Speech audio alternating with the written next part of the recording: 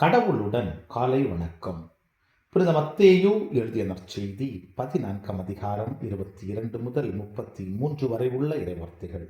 அக்காலத்தில் இயேசு கூட்டத்தினரை அவ்விடத்திலிருந்து அனுப்பி கொண்டிருந்தார். அப்பொழுது சிலரையும் உடனே படகேறி தமக்கு முன் அக்கரைக்கு செல்லுமாறு அவர் கட்டாயப்படுத்தினார்.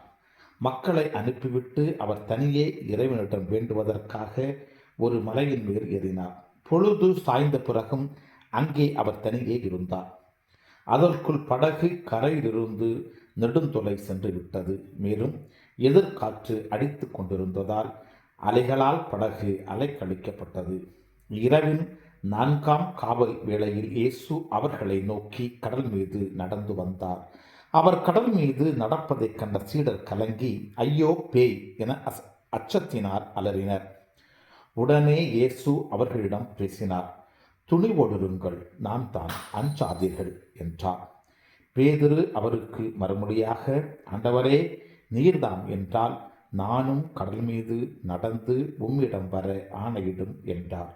அவர் வா என்றார். பேதுருவும் படகிலிருந்து இறங்கி இயேசுவை நோக்கி கடல் மீது நடந்து சென்றார். அப்பொழுது பெரும் காற்று வீசியதைக் கண்டு அஞ்சி அவர் மூழ்கும் போது, ஆண்டவரே, என்னை காப்பாற்றும் என்று கத்தினார். இயேசு உடனே தன் கையை நீட்டி அவரை பிடித்து, நம்பிக்கை குன்றியவனே, ஏன் ஐயம் கொண்டாய் என்றார். அவர்கள் படகில் ஏறியதும் காற்று அடங்கியது. படகில் இருந்தோர் இயேசுவை பணிந்து, உண்மையாகவே நீர் இறைமகன் என்றனர். கிறிஸ்துவின் நற்செய்தி. இந்த நாள் இனிய நாளாக அமைய வாழ்த்துக்கள். பல பல பல புதுமைகள், பெருமைகள், இனிமைகள் இறங்கிய நல்ல நாள், ஒரு நல்ல நாள், நம் தேவன் தந்த நாள். இது நல்ல நாள், ஒரு நல்ல நாள், நம் தேவன்